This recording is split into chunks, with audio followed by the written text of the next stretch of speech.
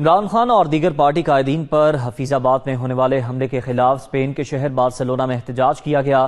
مظاہرین نے عمران خان کے نامزد کردہ ملزمان کے خلاف FIR درج کروانے کا مطالبہ کیا۔ قمر فاروق رپورٹ کے ساتھ۔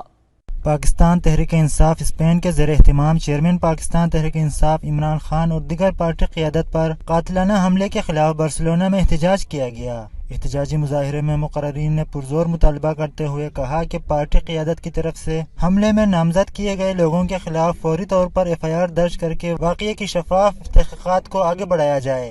عمران خان صاحب پہ جو قاتلانہ بزدلانہ حملہ ہوا ہے، ہم سب اس کی بھرپور مذمت کر رہے ہیں۔ یہ منگل سے دوبارہ لانگ مارچ شروع ہو رہا ہے اور یہ حقیقی آزادی حاصل کر کے ختم ہوگا۔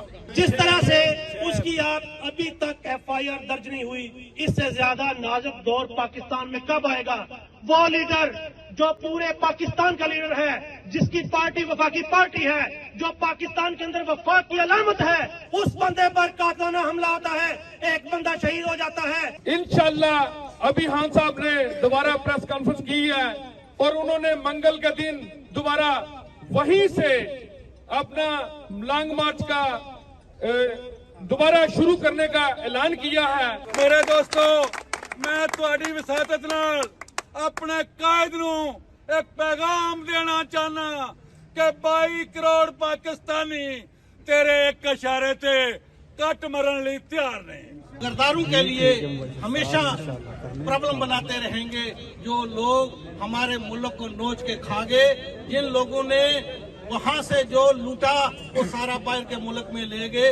ہم یہاں محنت مزدوری کر کے وہاں بیچتے ہیں اور یہ چور وہاں سے اٹھا کے باہر بیچ دیتے ہیں۔ میں پاکستان میں وہ ان پاورفل لوگوں کو یہ بتانا چاہتا ہوں، یہ جو آپ نے اوچھا کنڈا کیا ہے، جو ان پہ قاتلانہ حملہ کروایا ہے اور ان کو مروانے کی کوشش کی ہے، اسے ہمارا دل بہت دکھا ہے۔